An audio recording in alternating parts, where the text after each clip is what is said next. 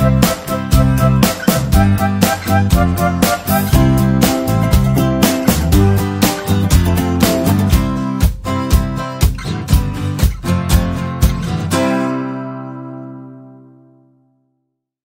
everyone, it's Jess here, and today I wanted to showcase some of the new Simon Says Stamp spring releases.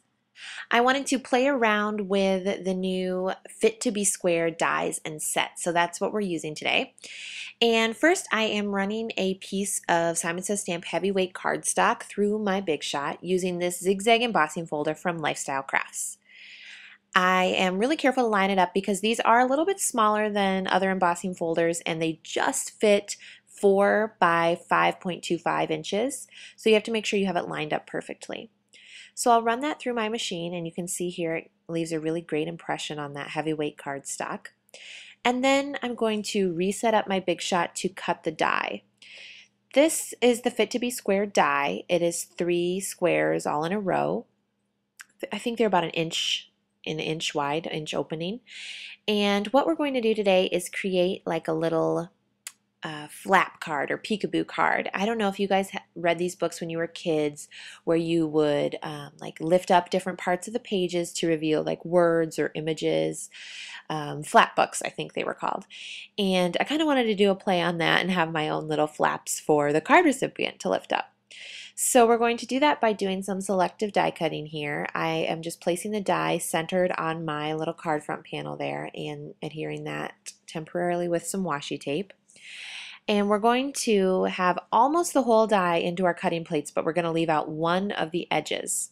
In this case, it's the top edge, and you can see it's just peeking out of the cutting plates. So whatever is peeking out of the cutting plates will not cut with your machine. So you'll see here, I'm going to run it through, and then we'll take it off here, and I'm left with these like 3 little flaps. So just to make sure they fold up nicely, I'm going to grab my Martha Stewart mini scoreboard and my little Martha Stewart stylus tool and run along the tops of those with my stylus. And I'm not going to do it along the whole length, just along each flap, so that I have a really nice crease there and that they fold up really nicely when the recipient is folding them up and down. And this helps with that heavyweight cardstock. It does crease a little bit, so you want to score it. That helps with that.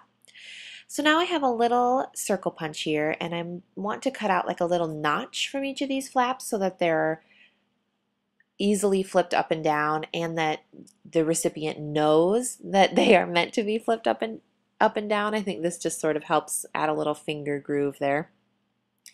And I'm just going ahead and punching these, and that cardstock is super heavyweight. It's 120 pound, so I was able to punch through it, but my punch wasn't super happy about it. So now I have my little panels all die cut there, and you can see I flipped them up and flipped them down, and it's looking pretty cute and ready to go. So now we are going to score a piece of Simon Says Stamp heavyweight cardstock.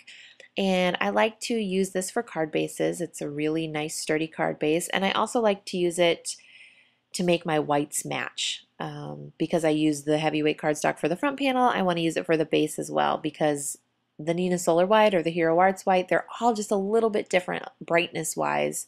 They're not just white, so you have to keep that in mind when you're matching up your whites.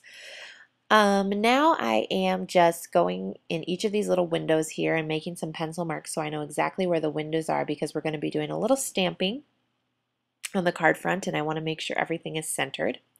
And this is the set. This is the Fit to be Squared set that it pairs with the dies, and I am using the solid heart image, and I am just inking it up with some Hero Arts Red Royal Shadow ink.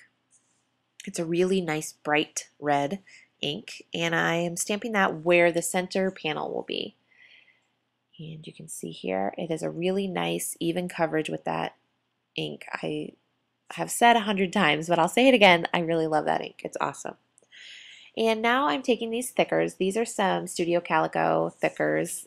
I have just a mishmash of thickers that I've gotten, you know, in different kits and different places, but I just use whatever I have on hand. These are, you know, some sort of dark gray ones. And I'm just lining those up with my pencil marks that I made. And I'm trying to get the bottom of the eye even with the bottom of the heart. And you'll see with the U that I try to do that as well.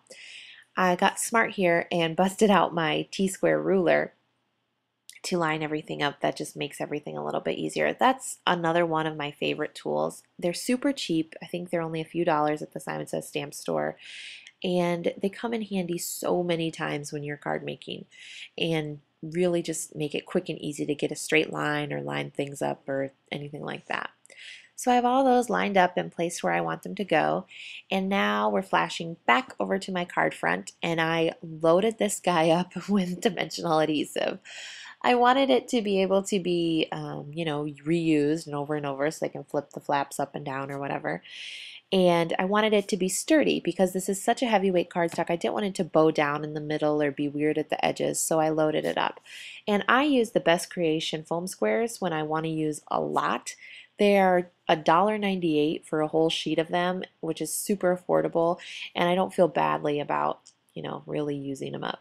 So you can see I have all the panels shut here, but I'll flip them open, and it says I and love and you.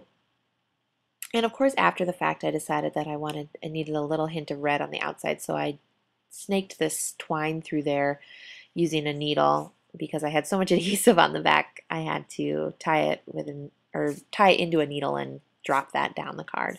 And then I'm just tying this into a little bow at the bottom, and it ties in really nicely with the red. And I didn't catch it on camera, but I also rounded the corners on that card front. And of course I didn't think of that until after I had added all of that adhesive to the back, but I used my corner chomper, so that let me round even though there was that bulky adhesive. And that's it for the card today, you guys. Hopefully this gave you some ideas, a new way to use this new Simon Says stamp set. And for the supply list and more information, you can check out my blog, www.jesslarsondesign.com.